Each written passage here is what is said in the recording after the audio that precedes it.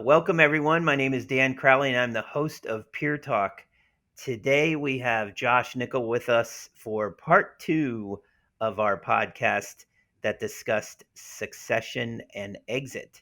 This is the exit portion. Welcome, Josh. Glad to be here. So, where we left off in part one, you had joined a peer group. You were the CEO of your company, it's expanding rapidly. What was when you first started thinking about exit or looking at your options around staying in business and or selling the business? What were some of the catalysts that got you to that place? What I don't think anybody really knows, except for maybe people on the team, is that we considered selling the business in 2006, 2007. Hmm. While I really enjoyed the business and dad did as well, it just seemed like a good market, a good economy, and something worth considering. We went with a company called Generational Equity, and the process wasn't really what we hoped. But we did end up having some conversations around the idea. And so we had considered it as far back as then to see, do we want to go down the exit path or do we want to go down the growth path? And really from there, that's when we made the decision that we wanted to go down the growth path. Fast forward a number of years, things were going really well. We were growing very quickly. I was very much enjoying the work and the team. If you had asked me in 2017 what I was going to do with the rest of my life, I could have told you. We had it mapped out, we had it planned, we were doing exciting things, and we were going to continue to ride this horse and do some awesome stuff. At the same time, um, we wanted to continue to grow, and we were doing it very quickly. And in the rental industry, that is incredibly cash intensive. And so we couldn't keep doing that the way that we were doing it. And, as I mentioned in the succession thing, we were doing a lot of this off of my dad's retirement. He had everything invested in the business. And so that was incredibly high risk for him. And as a leadership team, we had a lot of tough conversations about what do we want to do? Where do we want to take this? Because really there's two options, or two really specific options. One is we just stagnate.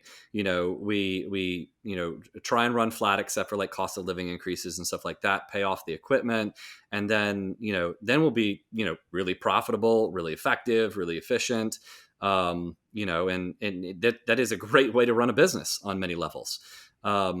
But is that what the leadership team that we had built wants? The other option is that you continue to grow, but if we want to continue to grow, we can't continue to grow the way that we're doing it right now, because that is not going to get us to that next level.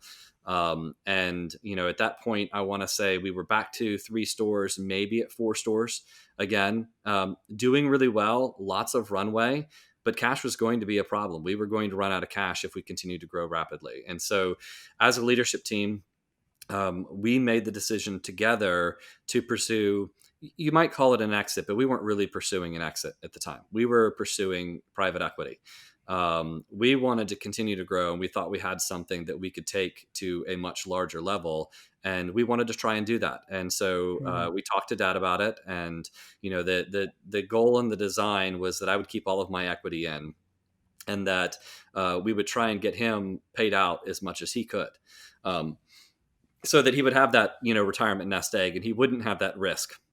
And that, if we one day messed it up and went too far or grew too fast or crashed and burned, that'd be on us. And that's okay. And we can take that risk because we Hmm. were much younger. And so we went out to the private equity markets and hired a team of people to help us through that process. And we're very intentional through that process. That kind of gets us to that exit stage. And I'll pause there because I know some of the other questions will lead us into what actually happened through that stage and through that transition. Well, this is very interesting for me to hear this because, this is something I've been active with in my career is, exiting someone from a business that's grown almost too big for the minority shareholder to, you know, take the lead and be the financier and buy out the parent or buy out the larger shareholder. And so there are family, you know, uh, geez, family business operations, and there's now I'm actually thinking of private equity and different mechanisms where they would come in and buy out, but keep a key person in place, have them continue to have minority share of equity and operate the business together. Um, and so, anyway, it's very interesting that you guys were looking down that path. And so with the advisory board, they were in on it the whole time. They were having conversations with you about what that might look like to have private equity investment. When you say advisory board, do you mean leadership team Yeah, or? leadership. I meant leadership team. Sorry. Yes, I did not make decisions without the leadership team. I Gotcha. am a big believer in transparency. We shared the financials very broadly. We shared our plans and our strategy very broadly. We didn't share to the average employee private equity decision. Sure. Um, we did share it with a few, but we felt like that could concern some people, and so we did Hmm. hold that a little bit closer to the vest. But all of the branch managers, all of that type of leadership team were very much in that decision with me throughout the entire time. It was the only time that our private equity consultant, I guess, or broker, I'm not sure what you'd call them, where all of them were in the room every time when we were having the discussions, whether it was valuation, whether it was what we're asking for, whether it was how to build the financials in the next 5 years. They knew exactly what my payout was going to be and exactly what my dad's payout was going to be in every situation that we were discussing. And Interesting. it was never a problem. They knew what I made. They knew what everybody else on the team, the leadership team, made. It was just we knew that our collective intelligence was going to be better than anybody's singular intelligence, and I didn't need to be the most intelligent guy in the room. I wanted a room full of people who were on board this with me, who were going to help me solve the difficult problems. Excellent. And I know that when people do start to think about exit, just like they do with their homes, they have a tendency to go through a little bit of spring cleaning. They have a tendency to, shine the penny up, right, for external. You guys obviously were very practiced at going through your SWOT and knowing where your strengths lied and those things. How did that all play into? Well, you had to determine your value. So first off, how did you determine the value of your business when you consider the pluses and minuses and the Um, strengths? So I'll answer both parts of the shining the penny and the value part. So the shining the penny we were doing constantly because to really run the business effectively we needed to shine the penny. We didn't have dirty laundry. We didn't really have Mm, hidden things. Now certainly there were probably some owner expenses that were rolled in and we had to adjust for some of those things. But for the most part there was not a lot of penny shining to go. And then on the valuation side of things, it was I think the biggest thing for me and the leadership team was to make sure that Dad got a fair shtick in his part of it. I wasn't super concerned. The leadership team wasn't super concerned with what that meant for I say not what that meant for the rest of us because we needed enough control to do something. But mhm, we knew that we could, do really well for somebody else and that our actions mm, would speak for that. And we wanted to be poised to immediately take advantage of it. We had a list of acquisition opportunities. We had a list of where all the new branches would go. We had a list of how much inventory we would need, what the inventory would need to be, and what the cost was. We were just ready to do it. And then, as you know, an evaluation process, you're only worth what somebody will pay. And so we needed to see what people were willing to pay, and we didn't lead with a value. We knew mhm, we needed a big enough value to pay off the debt and give Dad a nest egg. And he had a range. I don't remember what that was that would make him kind of feel comfortable that we were mhm, aiming for. But as long as we could get more than that range, we were just going to go with the best private equity partner. Now, keeping in mhm, mind, when you do a true exit, like we'll talk about with Sunbelt, it's very different financially from a private equity exit.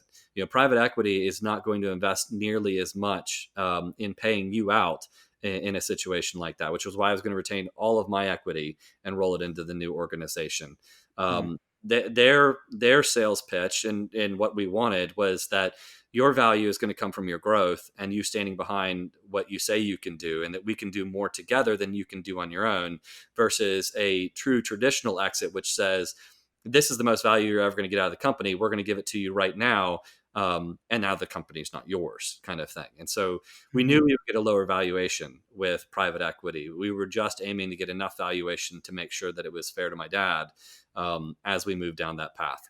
Well, it's fascinating that you were so clearly identifying where you're going to go with the company. So it's very different than what I've seen with exit planning in the past, and things I've done with different operators in the industry. Um, in that you're like, hey, we have a business plan. We're going somewhere. This is what's going to happen. Come along and be part of it. It's a very different exit discussion than like you just shared, which is, hey, we're going to just exit. Let's get the highest value for the money, and see if we can get the offer price above value, basically. So Hmm. um, interesting. So how did what was that path like with private equity? Did you have a number of conversations, or how did that work? So, one of the first things I did actually, as you know, was call you and pick your brain on it, Mhm. and then call some of the other vendors that we'd built relationships with that we really trusted, and other people in our peer group. And again, going back to relationships and partnerships, and vendors were very important to us, and so they Mhm. knew what was going on and who was doing what and where to go. And so we leveraged a lot of those relationships, and honestly, it was valuable to them too. If Nickel Rental kept growing and we went from 4 stores to 12 stores in a period of 2 years, we were going to buy a bunch of equipment from them. So they were very supportive of that. They made a lot of introductions. We even talked to some potential strategic buyers, where we would be part of a larger company, but not quite as large as a Sunbelt or United, and Mhm. have some opportunity to do some things. But that was very on in our private equity search, and we really wanted to draw that search out and see if we could do something different. We felt like we had a niche that we could exploit, and that we could exploit long term. And we also felt on some level that time is of the essence. Somebody's going to figure this out. Somebody is going to nationally target small and mid-sized contractors well, and not be just like another Sunbelt or United, or try and be the replacement for the people that United just bought, which is Mhm. not what we were trying to be at all. We were very strategically focused on very different markets. In fact, a quick funny story: when we went into the LaGrange market, there's a giant Kia plant there, and that's pretty much the LaGrange market. And there's at the time there was a Herc and a United there that competed for the Kia plant. Well, when Little Nickel Rental comes to town, we're not going to take the Kia plant from them. We can't Mhm. handle that. We don't carry large enough equipment to handle that. Well, they really didn't like each other, and they didn't talk, and they didn't share stuff. But we came to town. We're not a threat. And so, and I don't remember who it was, but one of the two took our sales rep around to meet their customers to introduce us, because we weren't the threat. We were the secondary supplier. If the large company ran out of equipment, we're the safe bet. Because if not, they have to go to their huge competitor. But if they go to us, then they don't have to do that. And so we had this niche that we really wanted to exploit, and we'd never done the private equity before, and we were a young team, and so we thought, we want to learn about this, we want to try it. And so it was multiple meetings with the advisors that we brought onto the team to really Mhm. dive into it and create a great, I forget exactly what they call it, but a great book and a great story, because it had to have the SWOT analysis in there, it had to have the financials, it had to have the cost, Mhm. not the cost to buy the business, but the cost to grow the business. It had to tell that story to get them excited and interested. And that's a long process, the planning process to get it to where it's very polished. And I guess that is some penny polishing that we did, Yeah. to the actually having the conversations and putting it out there, and figure out who's interested, and then getting all those people who are interested and starting to have conversations with those people. It was a very long and thoughtful process that I would say took at least 6 months. Gotcha. Wow. And you had obviously, so there's some activity there. You're building your book. Your words getting out a little bit. What talk about confidentiality? How did that play in? Who knew what when? All that kind of thing. Again, I'm a huge believer in transparency. Yeah. I didn't want maybe our entry level employees to have fear.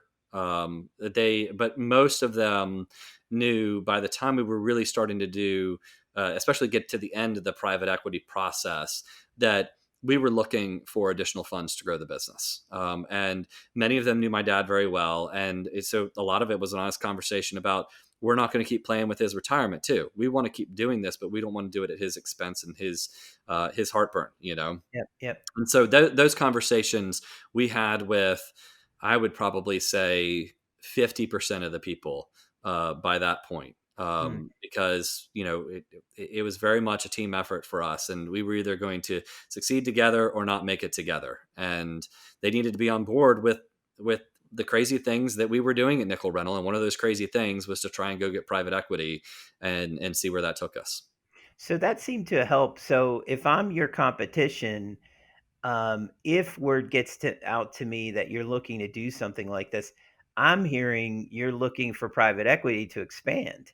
So it's actually almost a perfect conversation, because ultimately it is your plan. It is Hmm. where you're headed. And you're able to have open conversations with a number of people and not worry about the confidentiality, because that is an issue we find with a lot of our members and different operators, is this issue of, gosh, I don't want my employees to know, I don't want any of my competition to know I'm doing what I'm doing. So I think there's some hesitancy, but in the guise of expansion and Yeah. investment, now it's becomes a little easier. Well, and you also have to think about the fact that we were given these private equity companies, and I remember sitting in my peer group meeting and actually showing them the map and all the points on that map of who we were going to target, roughly what they were going to cost, where we couldn't target anybody, and we were going to have to do a greenfield or a cold start. Hmm. And we were having those conversations even prior to private equity. I was the kind of person that was always building relationships with my peers and letting them know we want to grow, and in some cases it's, we're friends, you do a great job in your market, and there's not really a opportunity for me in your market with you doing what you're doing. But when you want to retire, when you want to do something else, when you get bored, when the business gets too much hassle for you, I'd love to talk about that. And so Hmm. I've been having conversations like that, probably almost all the way back to 2012. I wanted to keep all of those doors open. And then once we got to the point where private equity was coming on board, there were some people where we even felt comfortable saying, hey, we're looking to do a major move, and if we're able to do that, I know that you're looking to sell or that you're interested in doing it the next few years. We'll be able to do that at that point. And so I'm adding you to my list that I'm Hmm. giving to them. They're not going to contact you or anything like that, but as we would like to use you as part of our expansion plans, and it's going to be a win for you, it's going to be a win for us, it's going to be a win for your team, because they're going to join our team, and we're going to really take care of those people who have supported you for so many different years. We're not going to buy them and fire a bunch of people or change everything on them. We're going to protect what you built, and kind of be that good guy acquisition. And so I had a lot of those conversations throughout, probably that most of that decade. Gotcha. Okay. So you're active as the owner, having these conversations as a CEO. Um, Obviously, when a business gets sold, and or there's an investment that comes in, there's a cast of characters. There's different resources available. We, as a peer group network, we are constantly dealing with this. I would say maybe one or two a week, where we get calls asking for resource support. How does one go about identifying who to work with? The different roles that they play and become valuable to you. How does that work for you? I think a lot of it's built on trust and authenticity. Hmm. Um, I always try to help more than I ask for. And if I can do that, then when I do need help, hopefully they're there to help. Whether it be with vendors, whether they be equipment or partners like peer groups. You know, I'm a big believer and supporter in the vendors that I choose and the partners Hmm. that I choose, and so I want them to be very successful. I know they want me to be successful as well, but that's a two-way street. The more success they have, the more success that we have. And so building those really close, tight relationships over time, and then sticking to them through the hard times. Hmm. So let's say that the dealership has to go through a price increase, and somebody else, to try and take my business away, is willing to drop the price a lot. I'm not going to change over price. Not in that way. Now, if we have a long-term price discrepancy, we need to talk about that. Let's say we get a bad group of machines or something goes wrong. We're not going to change over that. And so I get very committed to those people. Now I'll have secondary suppliers for when my primary supplier can't handle something, Mhm. but I will tell them they're secondary suppliers, and I will also tell them that we are incredibly loyal to our suppliers. And the only way to become one of those primary suppliers that we're incredibly loyal to is to build that relationship over time. Because at some point something may change, and we may need to make you a primary supplier, but it's going to take time for you to get there. And so, you obviously being one of those suppliers that we really trusted when we were going through that process, we were constantly bouncing, this is what they're telling us, or this is the ideas. What have you seen out there? I remember we even had, you helped me develop different versions of the same plan. So if we hit this level of private equity, then here's what we can do in Georgia. And then if we hit this level of private equity, this is what we can do in the Southeast. And then if we hit this level of private equity, we even had a plan for, here's a pocket of 5 stores we can get in this state, here's a pocket in this state, and here's a pocket in this state. And then here's a whole plan about how we can manage it and run everything remotely using technology that rental companies didn't traditionally use yet, which we're all Mhm. using today, obviously. But it was battle testing and supporting and going through those plans and getting input and connections, and I knew I could trust them. I knew, because of our relationship, for example, over the years, that you were in it with me for the long haul just as much as I was in it for you, and I didn't have to feel uncomfortable sharing something with you or telling you something or letting you know a weakness or a concern or a struggle that I was having. You were going to be there and work through that with me, Mhm. as a partner, just as I would for you. And so having a lot of relationships with authentic trust, and transparency goes such a long way. Because again, I don't have all the right answers. I can't solve all the problems. But if I can bring the right people together to find the answers, we can skip steps and we can do a lot of cool things. Great. That's awesome. That's a good learning lesson. And I think a lot of our members, they're trying to decide. They want to call the peer groups and hear what peer groups has to say. They also want to work with business brokers and look at sell side representation. They want to see what's out there and available. And frankly, there's 4 to 5 individuals that I can think of. That are active in the industry and have had tremendous success and presentation. So there's And a kind there's yeah, go ahead. to add to that really quickly, because I think that our situation is unique to that, we didn't end up going with one of the traditional equipment rental or rental industry M&A folks. There are some really good ones out there. I have some great relationships with some of them, but we didn't want to be a traditional acquisition, especially at the time, and their relationship to a national rental company didn't matter in the same way. Their ability to get the most out of a national rental company didn't really matter at the time. Mhm. So we actually chose somebody, who I wouldn't always recommend, because there was a huge education process in this, but somebody outside of the industry. We looked for somebody whose private equity experience was better than the rental experience. We could figure out the rental, we could teach them, we could sell it. That was more important to us than somebody who had the right connections inside the rental industry.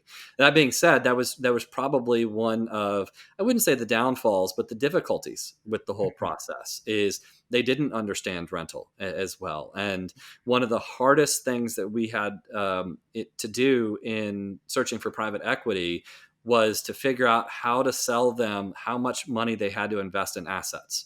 And that investment takes 5 years to pay off. That we can grow rapidly, we can create great EBITDA, but you're going to have to put a lot of money in to do Mhm. that. Mhm. And that is a huge educational process, Mhm. for somebody. Well, it's just like what we deal with the banks, right? So every time we have a new community bank that we've got to uh, that we might be considering as an operator. There's an education process, and the same thing had to happen with private equity. Now, just to move this along, because I know that we only have so much time, but so you did reach a point where you started to solicit to the Sun Belts of the world, or did they approach you? I don't really remember how that all got started, but how did that transition happen? How did you move from an investor model into the possibility of hey, we may be selling the business.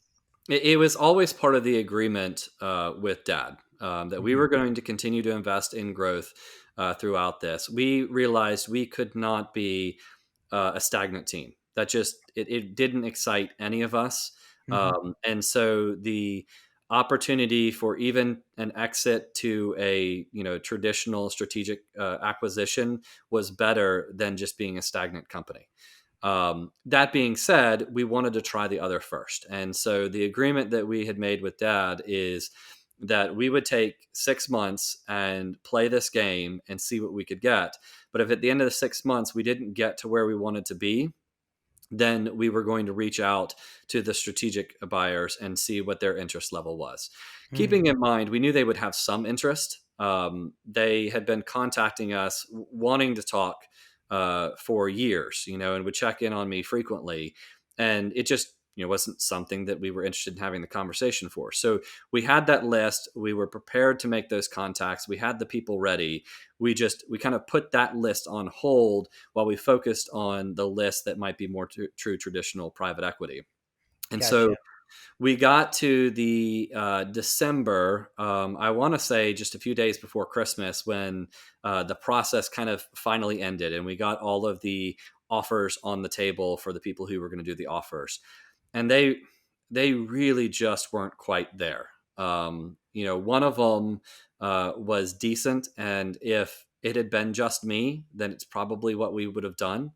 But to really honor Dad's contribution and really get a fair price for the business, we needed to consider something else. And so, knowing that that was coming about a week in advance, we had kind of hit go on the broker reaching out to the national companies.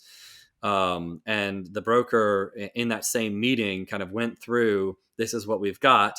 But we do have a incredibly strong interest from one of the strategic partners.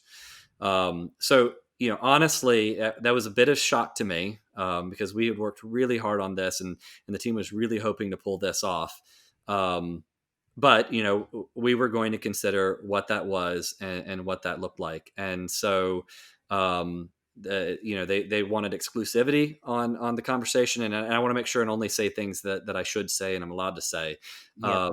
But they were very interested and wanted to work very hard to make this work. And so, Mhm. again, leadership team, let's sit down, let's talk about this. Dad, I don't think, was even in on that conversation. Hmm. um, because it was up to us. He was trusting us to do what we needed to do. And, we kind of sat through it and went through the conversation like, well, it's not what we had planned on. It's not what we expected, but it's not Mhm. necessarily bad.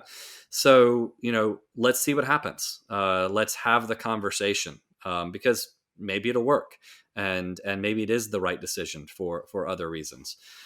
And so we started at that time, obviously working with Sunbelt. I want to say that we had our first conversation with them in person just after the 1st of January.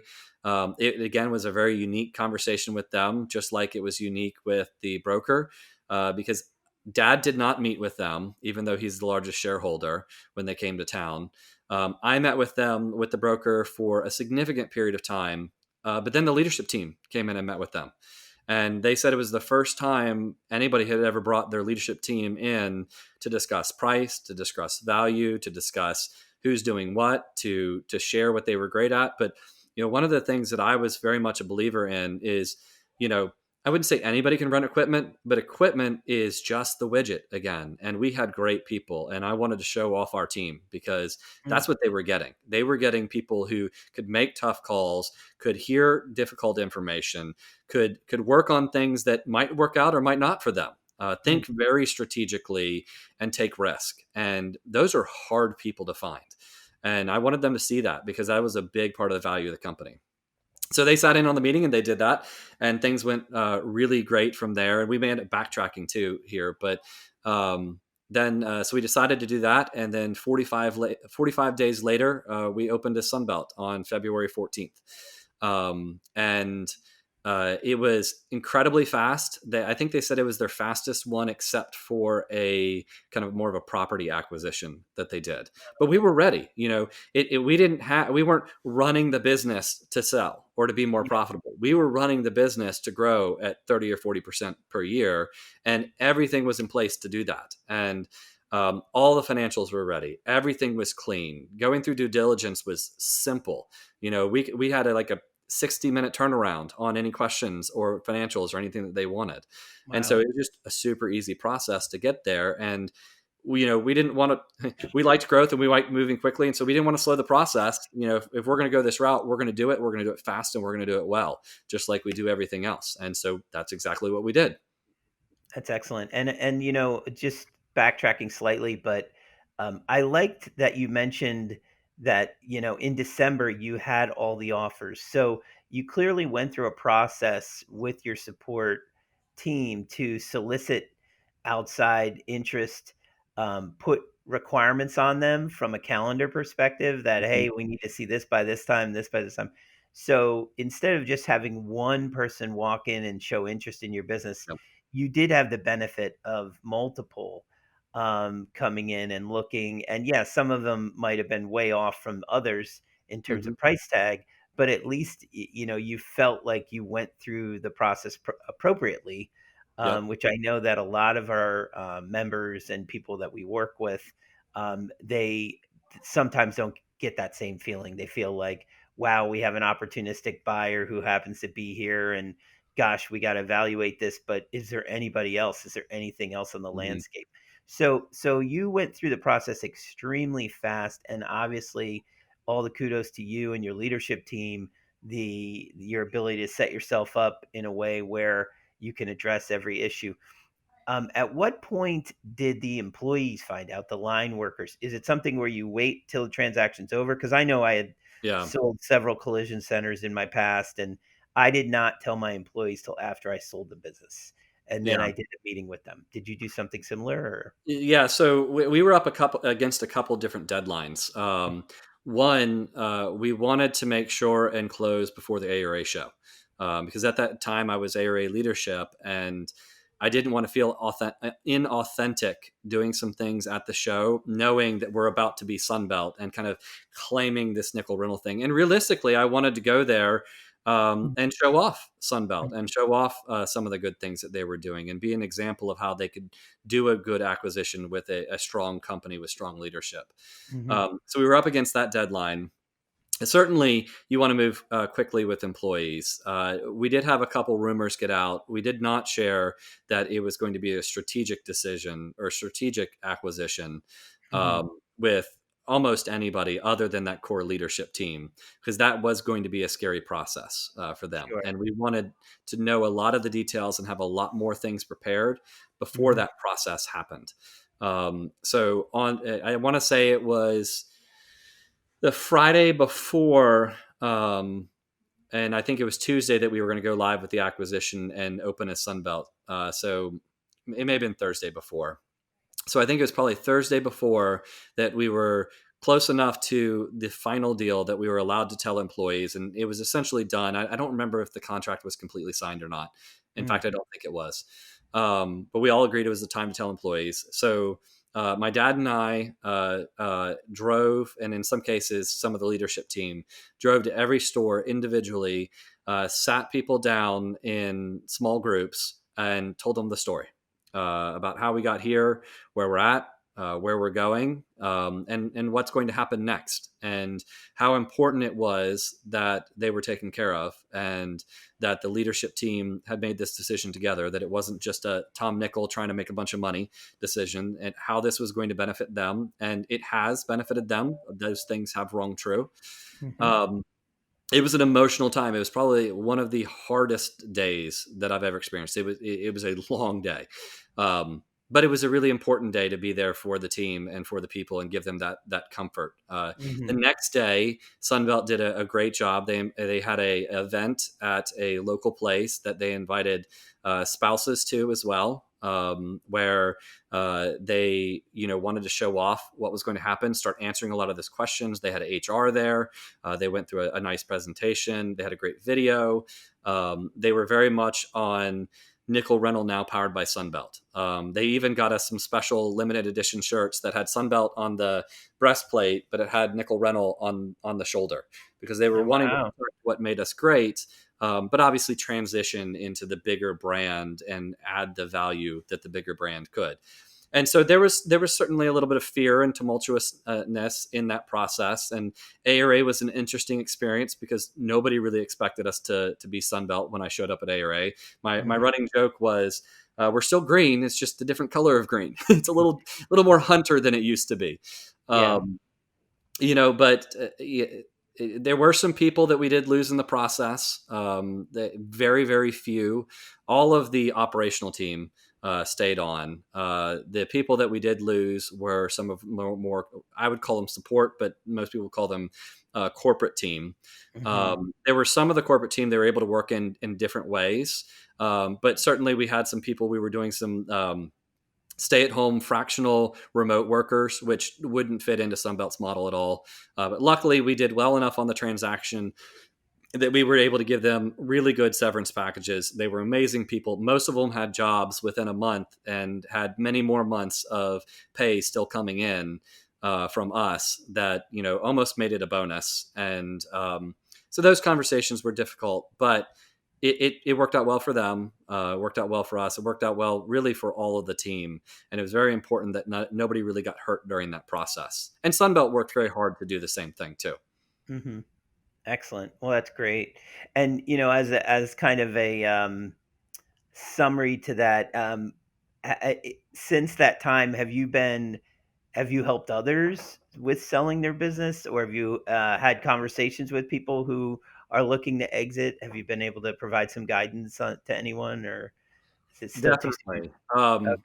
I have a unique perspective having lived through it. I also lived through another acquisition of a smaller contracting firm that I owned Okay. prior to that, and it's a it's an emotional and strange process for an owner, especially an owner that is not retiring in the Gotcha. process, and so I think it's important to not sell them and not doing it, because I don't regret doing it. I definitely would do the exact same thing again, and it was the right decision for our team, for myself.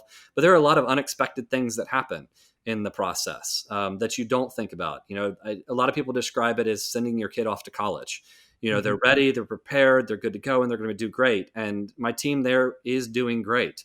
And it's so exciting to see the awesome things that they do, but it's a complete departure for your life. And even personally, Sunbelt is they were very kind to me. They treated me very well, and I did not last very long at Sunbelt.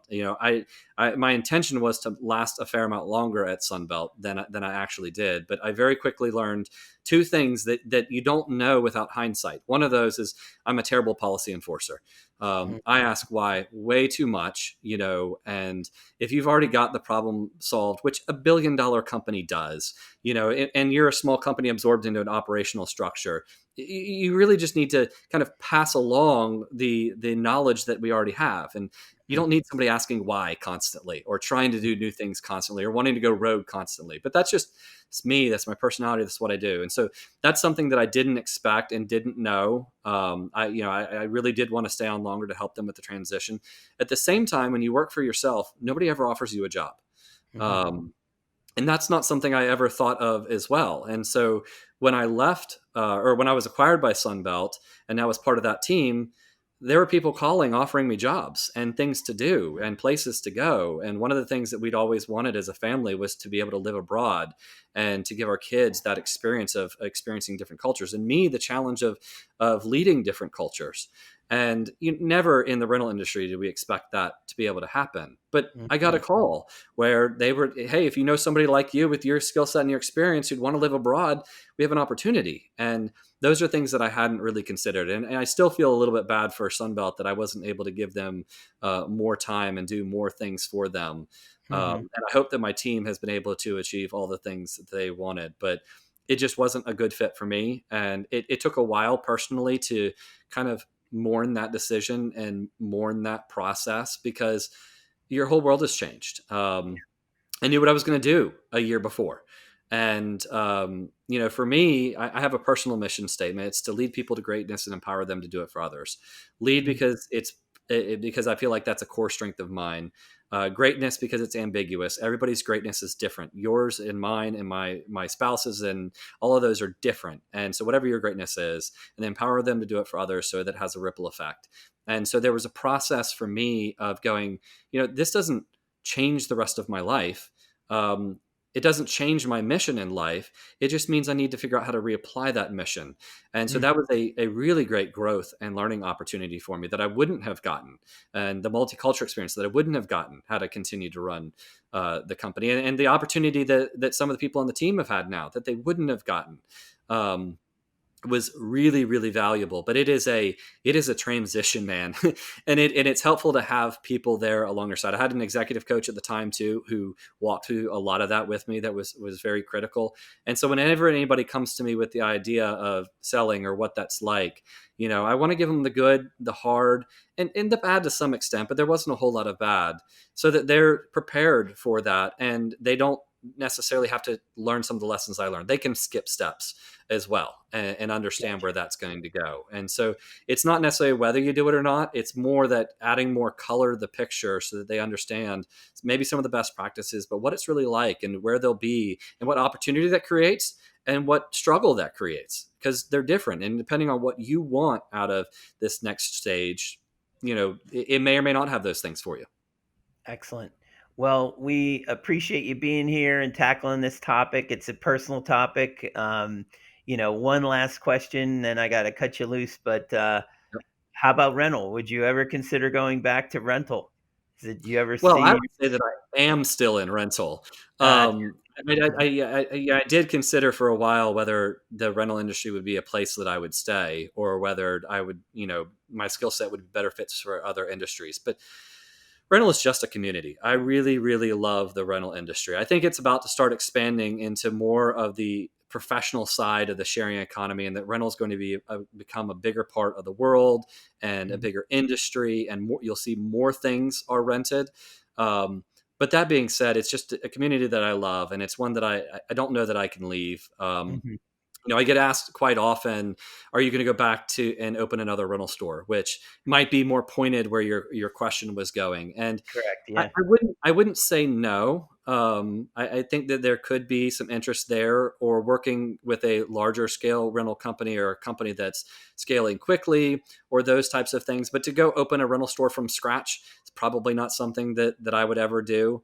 And I really enjoy the technology side of things, and I really enjoy kind of elevating rental to a bigger thing in a bigger place. And so, will that draw me back into traditional rental one day? I wouldn't say no. I've learned that trying to plan 10 or 20 years out is a risky thing. You can have ideas and paths that you might go.